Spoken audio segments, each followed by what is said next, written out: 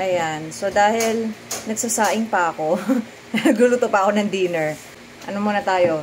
Ano ba gagawin natin? Wala akong magawa. Parang ito lang yung pang-distress ko. Yung magbo-vlog-vlog. Anyway, so ito siguro. Anong tawag doon? Bag raid? Ano yan? Yung papakita mo yung bag mo? Laman ng bag? Ayan, tinatanong ko isawa ko. Anyway.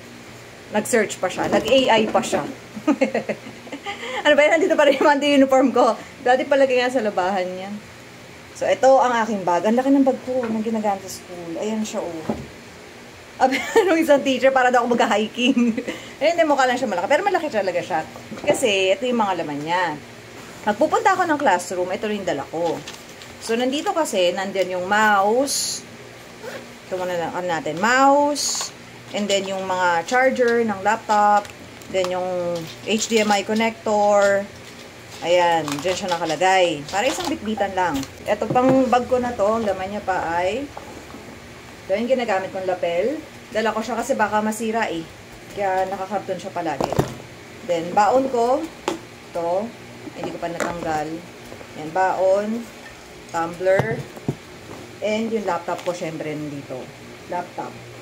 Yan. And then, ito yung, dinadala ko pa rin palagi yung mga papers ko kasi baka biglang may kailanganin naman ipasa. Kaya, nakaready ako palagi.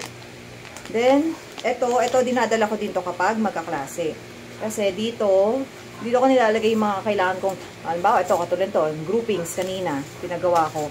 And, hindi ko pa kabisado lahat ng names ng students. Kaya ito, meron ako yung seat map. And dito siya nakalagay. May mga quizzes, dito ko iniipit. So, yan ang mga laman ng bag ko. And then, meron na siya, nalagyan na ng chalk.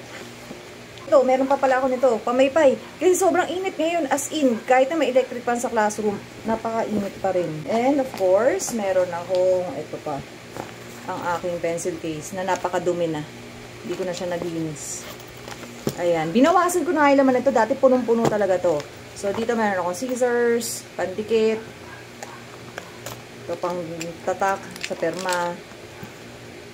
Ito, ano ba to? Pang erase. Ito, para sa stapler, staple wire, stapler, then pencil, ball pen. Then, binawasan ko na yung mga ball pen ko eh. Then, yung whiteboard marker ko, nandito na siya. Ito kasi dinadala ko sa classroom. Ang laman ng mga bag ko. Kasi, floating teacher lang ako, wala akong sariling room, kaya marami akong dala-dala. Pero ito, iniiwan ko na siya dun sa isang room. Nakikisuyo ako dun sa teacher.